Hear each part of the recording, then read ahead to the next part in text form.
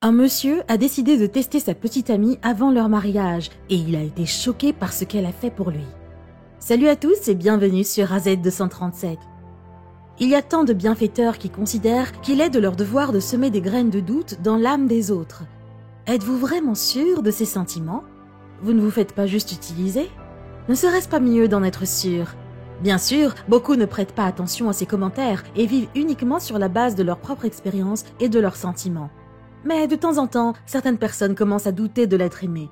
Et si ces doutes sont régulièrement alimentés de l'extérieur, alors le résultat d'une telle relation laisse beaucoup à désirer.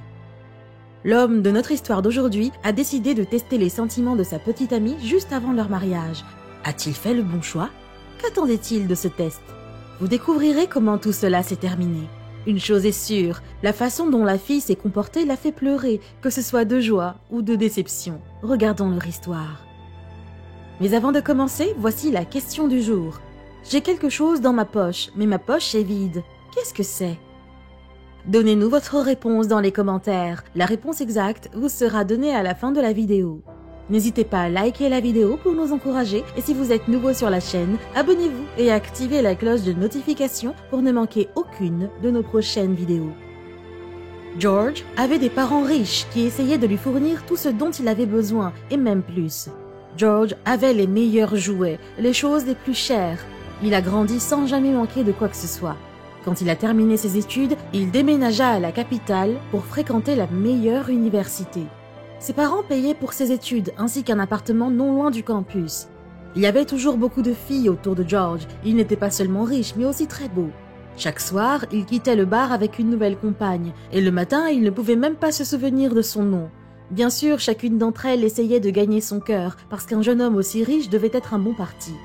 Mais George n'était pas pressé de s'attacher à quelqu'un. Une fois ses amis et lui discutaient du week-end à venir, où ils iraient et ce qu'ils feraient, leur conversation tourna autour des filles. George leur dit qu'il ne se souciait absolument pas des filles qui seraient présentes, car il pouvait facilement ramener à la maison celles qui lui plaisaient. Ses amis ont ri et ont décidé de parier que tout le monde n'accepterait pas de sortir avec lui. George leur a dit de choisir n'importe quelle fille et qu'il allait certainement la conquérir en une semaine seulement. Puis, une fille nommée Katie passa par là. Elle étudiait avec eux à l'université, mais elle ne sortait pas avec eux car elle était complètement absorbée par ses études. Les amis de George savaient que quelqu'un comme elle ne regarderait jamais George et ils l'ont choisi à l'unanimité.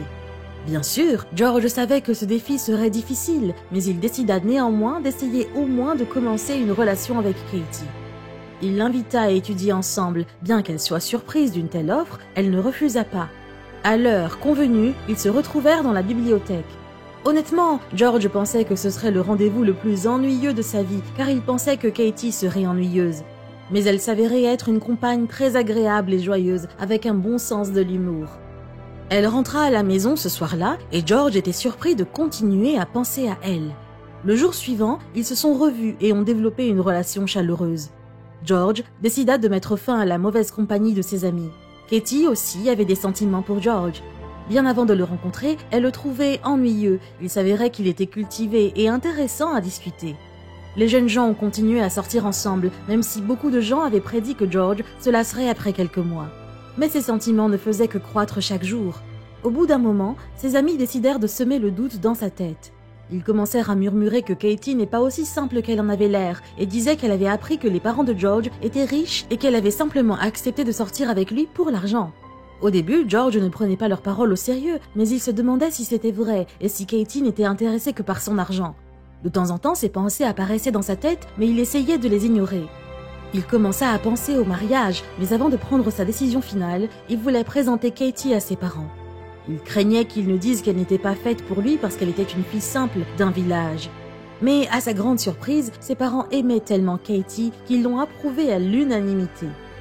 Ils se souvenaient de leur époque où ils n'étaient pas encore riches et avaient vécu une fois dans une auberge avec des cafards.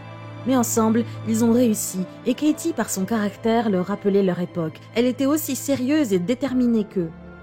George était heureux que tout se passe si bien, mais ses amis lui chuchotaient constamment que tout n'était pas aussi bien que George l'imaginait, que ce ne pouvait pas être une coïncidence que Katie soit tombée amoureuse de lui. Est-ce qu'elle l'aimait vraiment ou seulement son argent?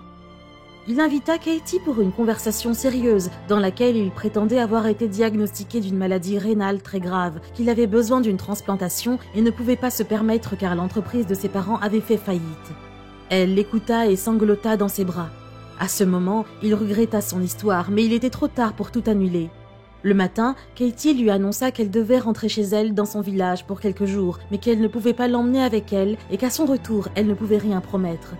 George ne pouvait pas croire que Katie l'avait quitté comme ça, le laissant seul avec sa maladie fictive. Quelques jours plus tard, on sonna à la porte. Il ouvrit et vit Katie pleurant et souriant. Elle courut dans l'appartement et commença à parler en même temps de sa mère, de sa grand-mère, de son père et d'un certain appartement. Il n'y avait rien de vraiment compréhensible dans son discours, puis elle lui tendit un paquet. Il l'ouvrit et ne pouvait pas croire ses yeux, il y avait beaucoup d'argent à l'intérieur. D'où vient cela ? J'ai vendu l'appartement de ma grand-mère dont j'ai hérité. Il devrait y avoir assez pour ton opération. Je t'aime tellement et ensemble nous allons tout surmonter. George regarda Katie à ce moment-là. Il décida fermement qu'il allait épouser cette fille à tout prix.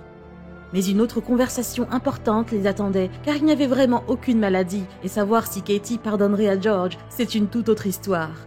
Pensez-vous qu'il était nécessaire pour George de tester les sentiments de Katie de cette façon ? Quelle est votre opinion au sujet de cette histoire ? Dites-le nous dans les commentaires. Et maintenant, la réponse à la question du jour. Un trou. Bravo à tous ceux qui ont trouvé la bonne réponse. Nous voici arrivés au terme de cette vidéo. Merci de l'avoir regardée jusqu'à la fin. Surtout, n'oubliez pas de la liker et de la partager autour de vous. À très bientôt sur AZ237.